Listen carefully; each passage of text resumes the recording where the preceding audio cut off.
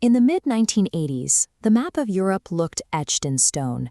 The continent was bisected by the Iron Curtain, a rigid network of concrete walls, minefields, and barbed wire. Millions of people lived their daily lives under the assumption that this geopolitical divide was a permanent fixture of the modern world.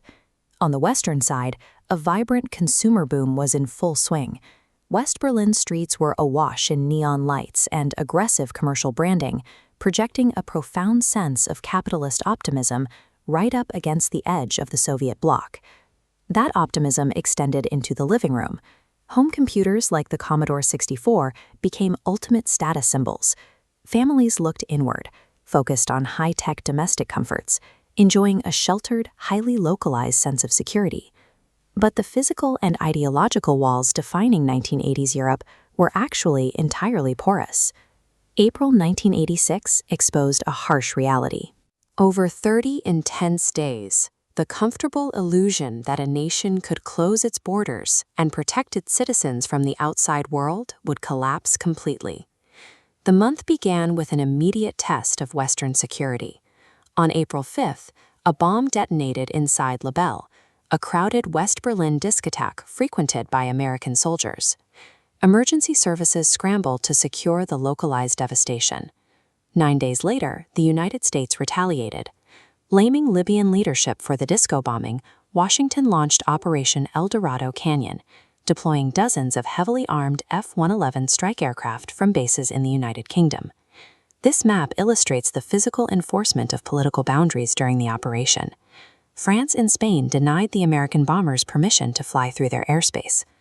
By asserting their strict national sovereignty, these European allies forced the U.S. military into an exhausting, drastic detour out over the Atlantic Ocean to reach their targets. Political boundaries were also being drawn internally. In Paris, a strange new democratic experiment called cohabitation was underway, dividing the highest levels of the French government. Socialist President François Mitterrand found himself locked in a tense power-sharing arrangement with a conservative prime minister. State decisions ground through a highly guarded, pensive political atmosphere. Western governments spent the early weeks of April focused entirely on these types of human-made boundaries, defending their airspace and protecting their political territory. Meanwhile, a massive environmental threat was gathering across the continent. At 1:23 a.m. on April 26th, Reactor 4 at the Chernobyl nuclear power plant in Soviet Ukraine suffered a catastrophic meltdown. The explosion blasted the 1,000-ton concrete lid off the reactor, exposing the burning core to the open air. For 48 hours, the Kremlin enacted a policy of total silence. Soviet leadership treated the disaster as a localized, containable industrial accident, relying on their strict media blackout and the Iron Curtain to suppress the flow of information.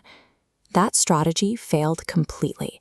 Over 1,000 miles away, technicians at the Forsmark nuclear power plant in Sweden detected elevated radiation levels on their own clothing. After confirming their own reactors were safe, Swedish authorities realized the isotopes were blowing in from the east. State-mandated silence could not stop scientific data. The Soviet Union's rigid information blockade collapsed the moment radioactive particles reached international monitoring stations. This animated map tracks the radioactive fallout.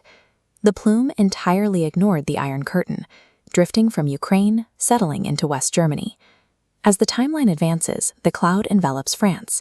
Yet authorities falsely claimed their weather systems halted the fallout at the border, contradicting meteorological science. A deep cultural dissonance settled over the continent.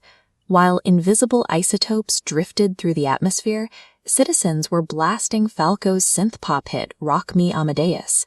The decade's stylish escapism, seen in things like Swatch watches, collided with an invisible, omnipresent threat. When West German parents were suddenly told to keep their children out of sandboxes, and French citizens realized the weather reports had been manipulated, a severe crisis of public trust took hold. People saw their local governments floundering to manage an airborne crisis they could not see or control.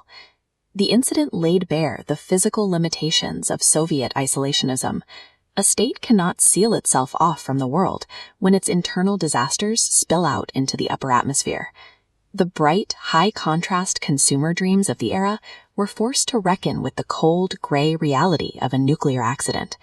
April 1986 stripped away a comfortable fiction. It proved that lines drawn on a map are highly effective at stopping ground armies and organizing economies, but they are absolutely powerless against the wind.